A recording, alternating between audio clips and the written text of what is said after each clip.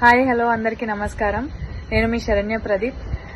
ఆంధ్రప్రదేశ్లో ఉన్న అదోని ప్రేక్షకులందరికీ ధన్యవాదాలు.